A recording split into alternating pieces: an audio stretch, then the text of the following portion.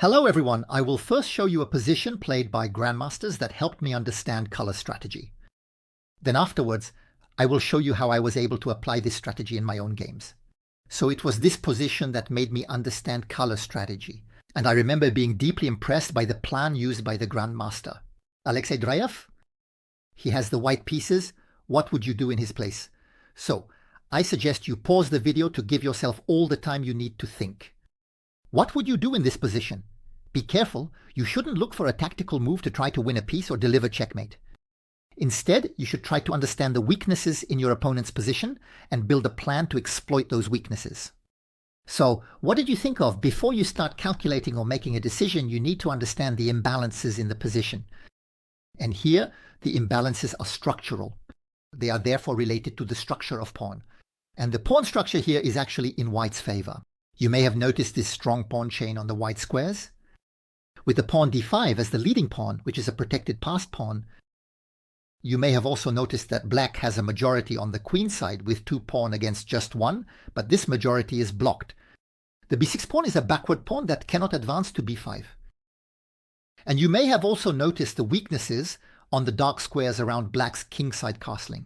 Because it's true that the pawns are placed on white squares and they defend the white squares very well. But as a result, this creates openings and opportunities for infiltration on the dark squares. Now it's true that we could immediately infiltrate with the bishop on h6, but stalemate f6 because the knight could capture. But to exploit these weak dark squares around the king, Alexei Dreyev has a plan. He wants to exchange pieces to gain an advantage and play on this color complex, on these dark squares.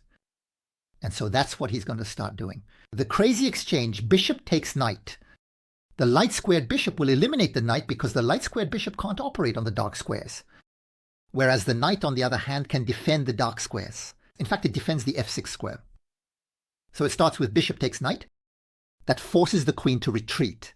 And now white has one more piece to play on the dark squares. Because obviously, the bishop of white squares is unable to play on the dark squares. And we're not afraid of the bishop of the opponent. We're not worried about having given the opponent the bishop pair, because the bishop on b7 is blocked by the pawn on d5, which is very well protected by the pawn on e4. And if the bishop moves to a6, it's very easy to move the rook and get it off the diagonal. So it's true that black has the bishop pair with this light squared bishop, but it's quite passive and not very dangerous. But we have a problem, which is that our knight can't join the attack on the dark squares on the king side, because it can't go to g4 due to the pin. And this is where Alexei Dreyev takes this understanding of color play even further, as he doesn't hesitate now to exchange his rook for the dark squared bishop. He plays rook takes, pawn takes, and that immediately allows the knight to launch an assault on black's kingside castling with knight to g4. And suddenly we realize that white has 2 minor pieces, the bishop and the knight, capable of playing on the dark squares on the kingside, while black has none. Stalemate. We immediately notice this threat of knight to f6, which creates a devastating fork. It attacks the king, it attacks the queen, and on top of that it attacks the rook, but of course it's a royal fork, king and queen. And we can see that the bishop can also infiltrate. And as always, the opponent's light squared bishop is useless. And it's true that the opponent has an extra rook, but the opponent's rooks are quite passive as well. And it's very difficult for the rooks to come and defend squares that are embedded within a pawn structure. So the black rook will be able to manage it. It plays rook to a6 to defend the f6 square and prevent the fork. We could still play knight to f6 because if rook takes, we would recapture with the bishop. But white wants to keep their piece to attack on the dark squares, so they won't play it. Knight to f6. They leave the black rook alone, and instead they will play knight to h6 check. Where does the king go? To f8, g7, or h8? You have to understand that now white wants to destroy the last lock, protecting the dark squares, the central lock on e5, the e5 pawn. So white will try to open the diagonal by pushing the pawn to f4. This will also open the file for the rook. So if the king goes to g7 or h8, we can play f4 anyway. The king went to f8.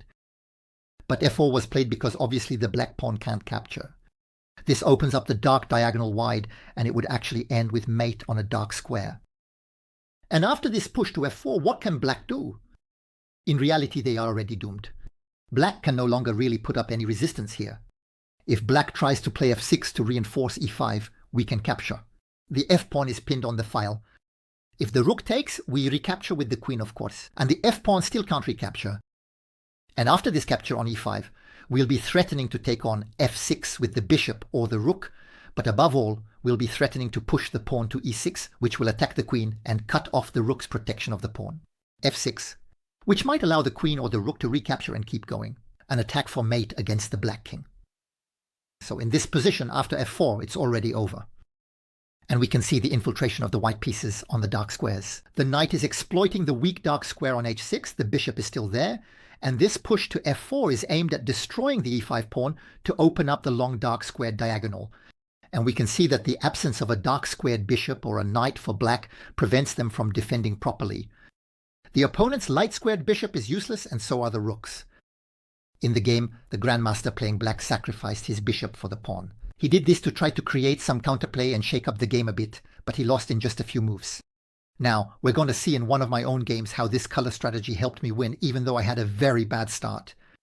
In the opening, I got hit by a tactical move that I hadn't anticipated. And I almost resigned at that point. Let's take a look. So my opponent starts with e4. He is a player ranked over 2,000 points, ELO. And this game was played in person, over the board. It was a slow game. I reply with e6, the French defense. I used to play it a lot before. The French defense. Now I prefer to play c6, which is the defense castling. My opponent plays d4, I play d5. And here my opponent can either push, that's the advanced variation, or capture, that's the exchange variation, or go for the classical variation with knight to c3. And he chooses to play knight to c3. I pin his knight with bishop to b4, so I renew the threats of taking his pawn on e4. And here stalemate can again choose to push or exchange, but he prefers to defend with bishop to d3. That's a rather rare move. Why? Because I can take on e4, the knight can't recapture, so it's the bishop, and I'm going to bring out my knight while attacking his bishop. The bishop decides to retreat to f3, so that the bishop keeps control of this diagonal. But on the other hand, it takes the square from the g1 knight, which can no longer come to f3. It takes the natural development square away from that knight. Nevertheless, white's pawn structure is superior, and that's something you need to be aware of. Why is white's pawn structure superior? It's because the d4 pawn dominates the pawn e6. There is a space advantage for white. You can spot a longer semi-open file for white than for black. White has 1, 2, 3, 4, 5 squares compared to only 4 for black. So this is a central space advantage.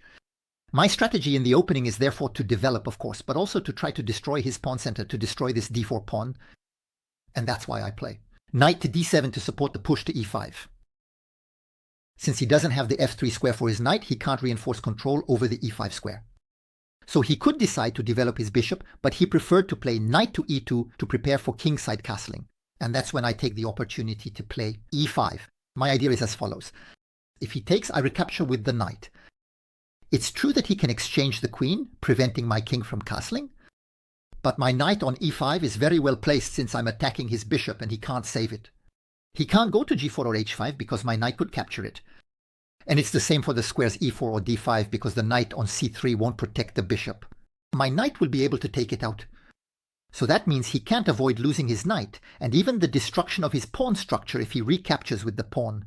So I'm going to win the pair of bishops in this open position. That's very interesting, even if my king loses the right to castling.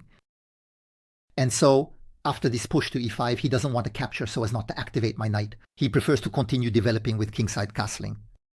He would rather have me capture so that it's his knight that gets developed. So I prefer to do kingside castling. And you can see that this tension remains. Each of us wants the other to make the capture. And he continues his development. He's playing in a fairly logical way. He plays bishop to g5, pinning me. I play pawn to c6 to give my queen the c7 square and break the pin. He pushes his pawn to d5. I play queen to c7. My idea is to be able to play rook to e8 so that my rook supports my pawn on e5, allowing it to advance to e4 and squeeze his bishop, which is running out of squares. Because ever since he played his pawn to d5, I have a pawn majority against his king. I have 4 pawn against 3 on his king side, while my opponent has 4 pawn against 3 on the other side, on the other wing. White plays a3, putting the question to my bishop. I move my bishop to d6, still intending to play rook to e8. To support the push to e4, attack his bishop and open up the queen and bishop's diagonal towards the pawn on h2. And then something happened that I hadn't anticipated. I never imagined I'd get hit with a tactical sequence so quickly in the game. Look at what he does to me. He takes on c6, And I decide to recapture with the pawn, still aiming to play rook to e8 and e4, and then he plays a tactical move against me. Did you spot it? By the way, what do you think white is going to do to me here? You can pause the video if you want to try to find white's move. Well, here white plays knight to b5, attacks my bishop, attacks my queen. My bishop is also attacked twice. And if I take his knight with the c6 pawn, I open up the diagonal for his bishop, which would then attack my rook. So I'm forced to lose material. So what's best here is to take his knight, even if I lose the rook, because at least we'll be fighting with the same number of pieces. It's true that I would have lost a rook for a knight, but we still have the same number of pieces. Because if I move my queen, he'll take my bishop and I'll simply be down a piece. So I take his knight, he takes my rook, and at that moment I was very angry with myself for making this tactical mistake, for not being vigilant in the opening. I even almost gave up. I was so frustrated for making that mistake. But then I pulled myself together, I thought about it, and my material losses weren't actually that huge. I lost the rook for the knight, that's true. But I still have this majority of 4 pawn against 3 to attack his kingside. And I still have this attacking battery of the queen and bishop targeting the pawn on h2. So I decide to play e4 to block the retreat of his light-squared bishop and open up the attack on the h2 pawn. And regarding this attack on the h2 pawn, in your opinion, should white rather play h3, g3, or knight to g3? Knowing that after the f4 push there could be en passant. So what would you play? h3, g3, or knight to g3? Once again, I invite you to pause the video and take your time to think it over. So which move would you have played? My opponent is going to make a mistake. Here, the best move, according to the computer, is h3. The second best move, according to the computer, is knight to g3. And the worst move is king. Yet it seems well blocked, the bishop and the queen on the diagonal, since the pawn h2 and the pawn f2 are defending well. g3. But that weakens all the white squares around the white king. This will allow infiltrations.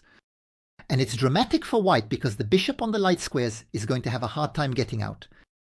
He won't lose the bishop of white squares for nothing, since the bishop of white squares can come to d5. And if it's captured, the queen can recapture. But there will be this trade of the light-squared bishop for my knight, and I will be the only one with a light-squared bishop, while the white squares around his king are weak. So I play bishop to a6 so that my rook attacks the bishop and forces it to move. He comes to d5 and I take advantage of it. Immediately I exchange the knight for the light-squared bishop. The queen moves to d5, the rooks can start to position themselves on the d file, and she attacks the pawn on e4. I decide to reposition the bishop from b7 onto the long light square diagonal, even if I lose the pawn on b5. So bishop to b7, queen takes b5. And the position here is fascinating because I've lost a rook for a knight, I've lost a pawn, there's a lot of imbalance. On the queen side, he has 3 pawns against just 1, which means that all endgames are bad for me. But on the king side, I have advantages that he doesn't. I still have my majority of 4 pawns against 3, and I still have the light squared bishop that he doesn't have, and he has weaknesses here on the light squares. So my job is to play against his king, thanks to my pawn majority, and to target the light squares, since he has weaknesses on the light squares, especially since I have the only light squared bishop. And so I'm going to play knight to e5. I'm sending my knight on an adventure, threatening knight to f3 to make a fork. So the bishop decides to come to e3, blocking the pawn on e4. And this is where I'm quite pleased because I thought for a long time during the game and found a very nice move, a kingside castling, a very short one, but it will allow me to launch some beautiful attacks on the white squares. I invite you to pause the video. What would you play here as black to target the white squares? So, do you have an idea? Here I made a small retreating move, queen to c8. I move the queen back 1 square, and that creates threats on the white squares all over the check. Of course, the idea is to get to h3, then bring the knight to f3, which will allow for a mating attack against the white king. Because if I manage to get to h3 and then play knight to f3, check, he'll be forced to go to h1, and then I'll have queen to h2 mate, supported by the knight. But the attack on the white squares isn't just about getting to h3 and f3. By moving the queen back to c8, she will team up with the bishop to threaten entering on a6 and attacking along the entire diagonal. Queen, knight, rook. And so all of a sudden, my opponent faces a lot of threats on the white squares. Yes, he has an extra rook. Yes, he has 3 pawns stuck on the ealdame, but he's under attack on the white squares everywhere on check, and he just can't hold off my bishop of white squares. So he decides to play knight to f4 to control the h3 square and prevent my queen from entering there. Now after bishop to a6, the knight is no longer hanging, so it's true that I can still play e6, attack the queen and try to win back the rook. But I'm not going to do that, because if I do, I get the rook back, but I'll lose my light squared bishop, and I need it to attack his king. Especially since even if I recover the rook, the endgames are always very bad for me, since he'll have 3 connected pawns on the queen's side. So it's important for me to keep the light squared bishop and continue the attack on the white squares. And here, which exchange should I be looking for? Well, I should be aiming to exchange the dark squared bishop for the knight, since my dark squared bishop can't take advantage of the white squares, whereas his knight is a defender of the white squares. So knight to f3 check is the natural move. King to g2, bishop takes f4. So how can white recapture? Not with the pawn, because if the pawn takes, that allows infiltration on the white squares. And after queen to h3, he can no longer avoid mate on h2, supported by the knight. So after bishop takes f4, it's the bishop that captured. And now we're going to open up the long white diagonal. That's why it was important to keep this light squared bishop, the push to e3. This threatens knight to d4. For example, if white captures with the pawn or the bishop, there would be knight to d4 with check, and the knight attacks his queen. He would lose the queen. So with this push to e3, my aim is to open up the long white diagonal. He's going to move his queen to h5 to prevent the knight from moving and attacking his queen. But now I'm going to play knight to h4. Double check, check from the knight, check from the bishop. I could have also gone to e1 to deliver a double check, but it's much more interesting to go to h4 because that allows me to cover the h3 square. The white queen will no longer be able to control the h3 square, which will allow my black queen to break in. And after king to g1, queen to h3, the mate can no longer be stopped. There will be checkmate. If white captures the knight, there will be mate with the help of the bishop protecting the queen. And if white plays f3 to block the bishop, it will be mate on g2 with the help of the knight supporting the queen. So you see that my 2 pieces, the bishop on the light squares and the knight, are the 2 pieces he doesn't have. Even though he has an extra rook and 3 pawns stuck on the queen side, he doesn't have a light squared bishop or a knight. So these are pieces he doesn't have stalemate that can work together on the light squares. And I was able to carry out this attack thanks to the drive game I had seen a little earlier, which helped me understand the connection between structural weaknesses on one color and the exchange of pieces. From the moment you notice holes on the light squares or weaknesses on the light squares around your opponent's king, you will do everything you can to have pieces that can operate on the light squares and do everything possible to remove the pieces that can defend them. Your opponent's light squares, even if it costs you some material. And if it's on the dark squares, of course, it's exactly the opposite. I hope this video was interesting, that it may have sparked some new areas of improvement for you, a new understanding. You can leave me likes, comments, support the channel, and share the video. And we'll meet again soon for new adventures on the chessboard to keep improving together. Goodbye, everyone.